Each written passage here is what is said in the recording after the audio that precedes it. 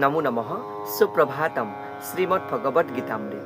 আজি শ্ৰীমদ্ ভগবদ গীতাৰ গুণত্ৰয় বিভাগ যোগ নামৰ চতুৰ্দশ অধ্যায়ৰ দ্বিতীয় সংখ্যক শ্লোক। এই বিশিষ্ট শ্লোকফাকি হৈছে এনেধৰণৰ: ইদং জ্ঞানমুপাশ্ৰিত্য মম সাধৰ্ম্যমাগতঃ সৰ্গেপি নোপজায়ন্তে প্ৰলয়েনা ব্যথন্তি চ। এই বিশিষ্ট শ্লোকফাকিৰ অসমীয়া অৰ্থ হৈছে এনেধৰণৰ: এই জ্ঞানৰ আশ্ৰয় লোৱাসকলে মোৰেই চিন্ময় স্বৰূপৰ নিচিনা স্বৰূপ লাভ কৰে। এনে অৱস্থা লাভ কৰাসকলে সৃষ্টিৰ সময়ত দুনাই জন্ম লাভ নকৰে আৰু প্ৰলয় কালতো তেওঁলোকৰ চিন্ময় স্বৰূপৰ কোনো পৰিৱৰ্তন নঘটে বুলি কোৱা প্ৰসংগত ভগৱান শ্ৰীকৃষ্ণই সখা অৰ্জুনৰ আগত এই বিশিষ্ট শ্লোকফাকি অৱতাৰণা কৰিছে।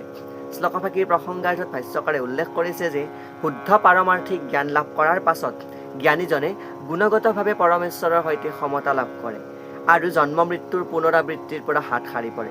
কিন্তু এনে স্বৰূপ লাভ কৰাৰ পিছতো জীৱৰূপে নিজৰ যি স্বতন্ত্ৰ পৰিচয় তাক হেৰুৱাই পেলায়।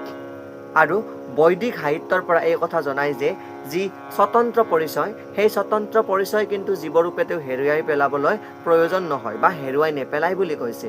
বৈদিক সাহিত্যৰ পৰা উল্লেখ কৰা অনুসৰি মুক্ত জীৱসকলে আধ্যাত্মিক আকাশৰ দিব্য ধামত স্থান লাভ কৰাৰ পাছতো ভগৱানৰ সেৱা ভক্তিত নিৰত থাকি পৰমেশ্বৰৰ চৰণ কমলতে নিৰন্তৰভাৱে আশ্ৰয় লৈ থাকে।